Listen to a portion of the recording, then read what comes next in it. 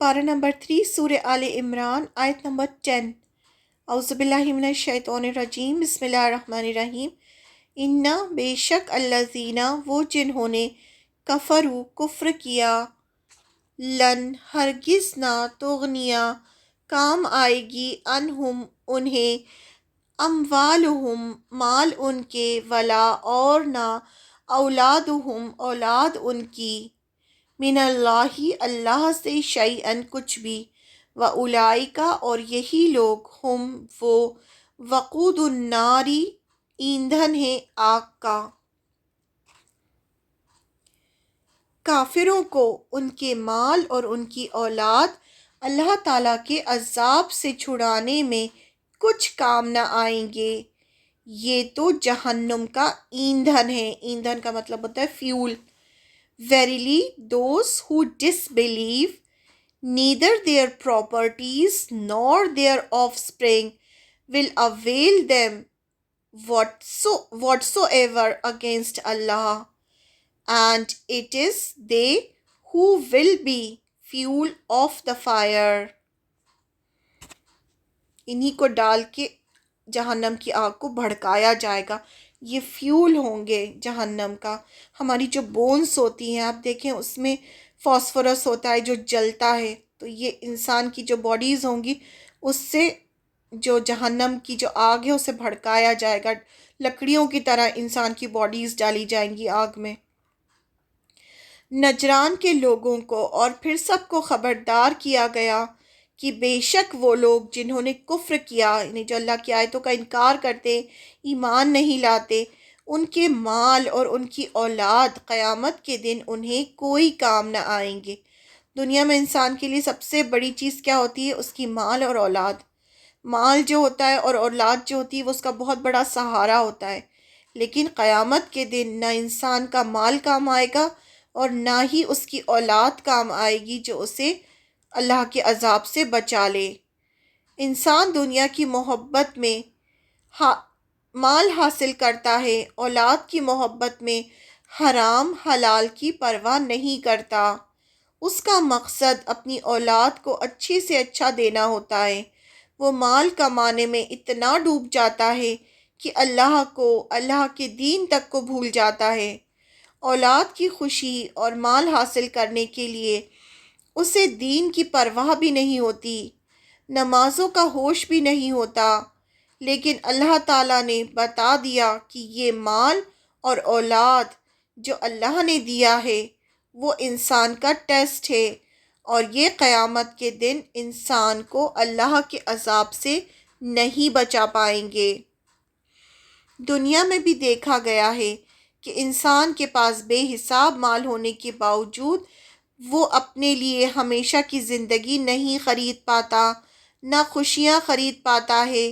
ایسے ہی اولاد بھی دنیا میں ساتھ چھوڑ دیتی ہے، ایسے ہی مرنے کے بعد بھی مال ساتھ چھوڑ دیتا ہے۔ قبر میں اتارتے ہی اولاد ساتھ چھوڑ دیتی ہے، اور قبر میں انسان کے ساتھ صرف اس کے نیک اعمال ہوتے ہیں۔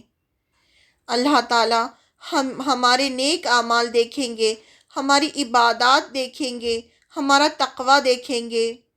میدان حشر میں انسان اپنے بیٹے، اپنی بیوی سے بھاگے گا کہ کوئی اس سے اس کی نیکی نہ مانگ لے۔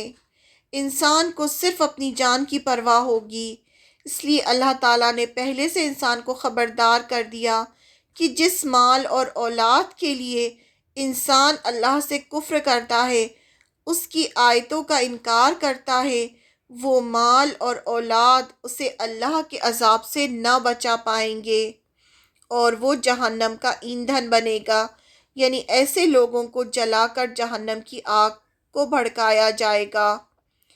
منافقین کا بھی پورا دھیان دنیا میں مال اور اولاد کی طرف ہوتا ہے۔ کفار مکہ بھی مال اور اولاد میں فخر کرتے تھے۔ مال اور اولاد کی محبت انسان کو تکبر میں ڈال دیتی ہے۔ اللہ تعالیٰ نے فرمایا کافروں کا ٹھکانہ جہنم ہے۔ ایسی ہی بات اور بھی جگہ کہی گئی قرآن مجید میں، سورہ مومن کی آیت نمبر 52 میں، جس دن ظالموں کو ان کا عذر معذرت کچھ نفع نہ دے گی، ان کے لیے لعنت ہی ہوگی اور ان کے لیے برا گھر ہوگا، دردناک عذاب ہوگا جہنم میں۔ یہ اللہ تعالیٰ نے دوسری جگہ بھی قرآن میں فرمایا۔ پھر سورۃ توبہ کی آیت نمبر 55 میں فرمایا، بس آپ کو ان کے مال اور اولاد تعجب میں نہ ڈال دیں، اللہ کی چاہت یہی ہے کہ اس سے انہیں دنیا کی زندگی میں ہی سزا دے اور ان کے کفر ہی کی حالت میں ان کی جانیں نکل جائیں۔ پھر سورہ آل عمران کی آیت نمبر 196 اور 197 میں فرمایا، تجھے کافروں کا شہروں میں چلنا پھرنا فریب میں نہ ڈال دے، یعنی جو ہے مسلمانوں سے کہا جا رہا ہے اور آپ صلی اللہ علیہ وسلم سے کہ ایسا نہیں ہو کہ کافر جو ہوتے ہیں جو کفر کرتے ہیں وہ آرام سے چلتے پھرتے ہیں شہروں میں، یعنی خوب زیادہ ان کو بہت زیادہ مال اور دولت اور ہر چیز ملی ہوئی ہوتی ہے۔ یہ تو بہت ہی تھوڑا فائدہ ہے، یعنی یہ جو فائدے ہیں جو دنیا کے ان کو مل رہے ہیں اس سے آپ دھوکہ مت کھانا، یہ تھوڑے دنوں کے فائدے ہیں، اس کے بعد ان کا ٹھکانہ تو جہنم ہے اور وہ بری جگہ ہے، یہ اللہ تعالیٰ نے فرمایا۔ پھر سورہ انبیاء کی آیت نمبر 98 میں فرمایا، تم اور اللہ کے سوا جن جن کی تم عبادت کرتے ہو سب دوزخ کا ایندھن بنو گے، تم سب دوزخ میں جانے والے ہو، یعنی جن کی عبادت کی جاتی ہے وہ بھی جہنم میں جائیں گے اور جو عبادت کرتے ہیں وہ بھی جہنم میں جائیں گے، یعنی جو پتھر ہیں، یہ جو بھی چیزیں، لکڑی ہے، جس کی بھی لوگ عبادت کرتے ہیں وہ بھی جہنم کا ایندھن بنیں گے اور انسان بھی جہنم کا ایندھن بنیں گے۔ کفر کا مطلب ہے اللہ کا، فرشتوں کا، اللہ کی کتابوں کا، اللہ کی آیتوں کا، اللہ کی پیغمبروں کا انکار کرنا۔ ایسے لوگوں کو اللہ تعالیٰ دنیا میں خوب مال اور اولاد دیتے ہیں جو دنیا کا تھوڑے دن کا فائدہ ہوتا ہے، پھر انہیں ان کے گناہوں میں ڈھیل دی جاتی ہے تاکہ ان کی موت کفر پر ہو اور وہ جہنم کا ایندھن بنے۔ اہل ایمان کو کافروں کی دنیا میں شان و شوکت دیکھ کر ان سے امپریس نہیں ہونا چاہیے۔ یہی بات آپ صلی اللہ علیہ وسلم کو بتائی گئی کہ ان کا شہروں میں چلنا پھرنا، کامیاب ہونا تمہیں دھوکے میں نہ ڈالے، یہ جہنم کا ایندھن ہے۔